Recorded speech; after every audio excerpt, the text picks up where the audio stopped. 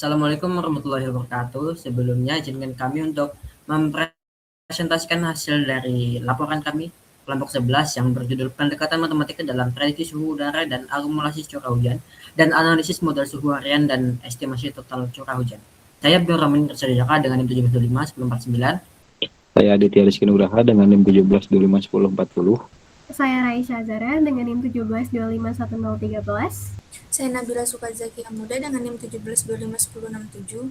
Saya Banu Mardika dengan NIM 16251071.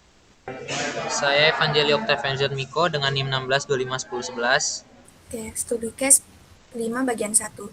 Di sini saya akan mempresentasikan bagian A.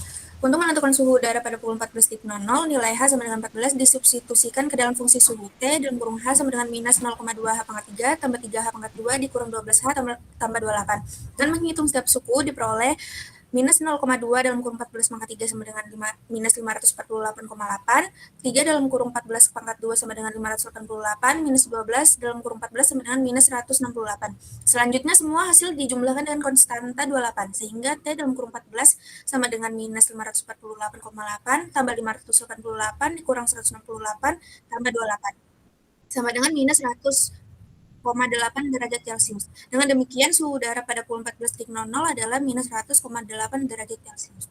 Selanjutnya pada bagian B yaitu menentukan dan menggunakan persamaan lampiran linear LH di sekitar titik A yang relevan untuk mengestimasi suhu pada pukul 14.00.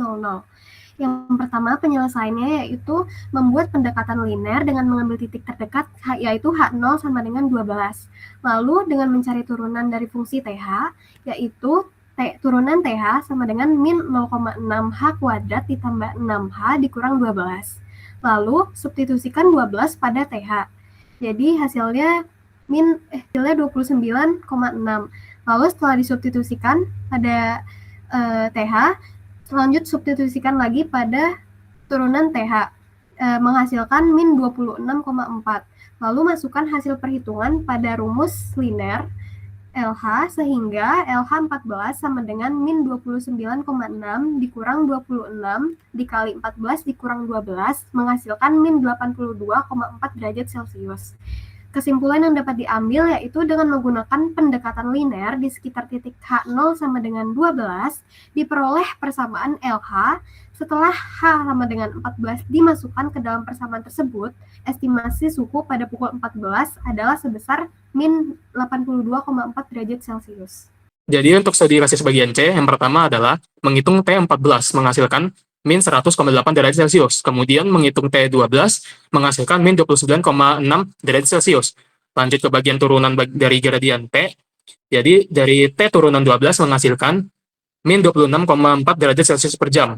Dan kemudian menghitung permasalahan pendekatan linear dari L14 yaitu menghasilkan min 82,4 derajat Celcius. Nah, kemudian mencari error absolut yang menghasilkan 18,4 derajat Celcius.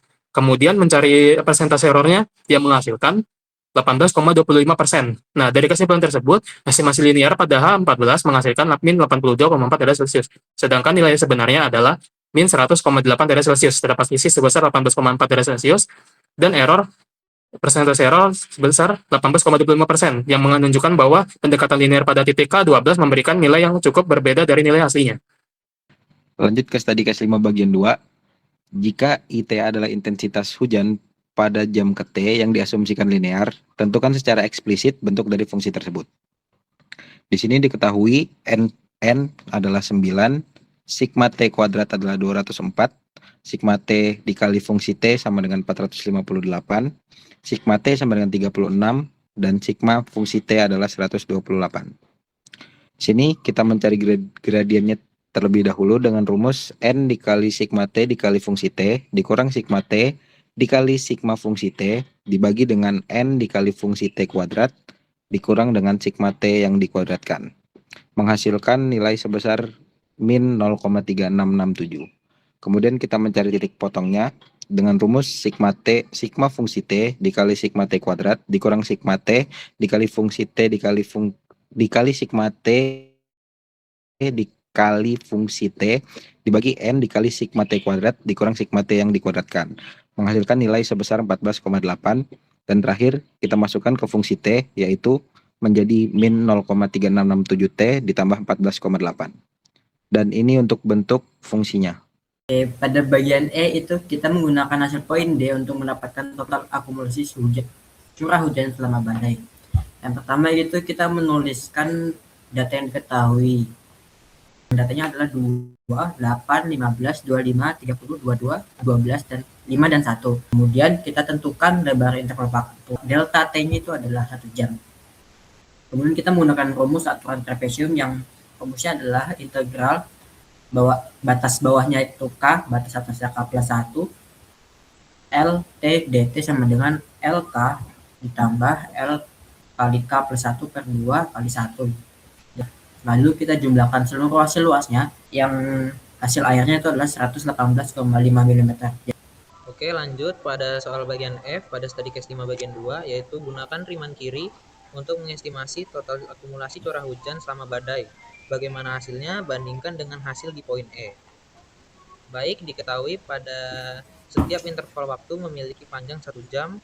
Dikarenakan badai berlangsung selama 8 jam, maka terdapat 8 interval waktu, yaitu 0,1, 1,2, 2,3, 3,4, 4,5, 5,6, 6,7, dan 7,8. Lalu kita bisa menggunakan rumus sigma K sama dengan 0 sampai 7 dengan interval dikali 1 sama dengan 2 tambah 8 tambah 15 tambah 25.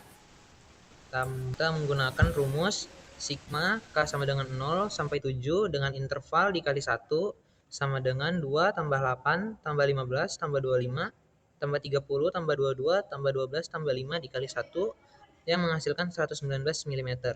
Jika kita bandingkan dengan poin E yang hasilnya 118,5 mm, maka di sini hasil dari poin F lebih tinggi dengan selisih 0,5.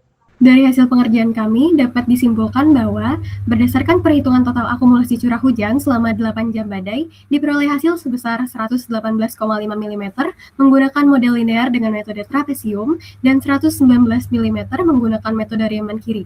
Perbedaan hasil antara kedua metode tersebut hanya 0,5 mm, sehingga dapat dikatakan bahwa keduanya memberikan estimasi yang hampir sama.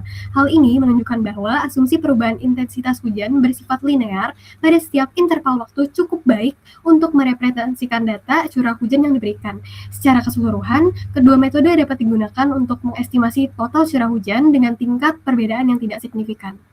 Ya, terima kasih telah menyimak presentasi dari kelompok kami. Apabila ada kesalahan mohon dimaafkan. Wassalamualaikum warahmatullahi wabarakatuh.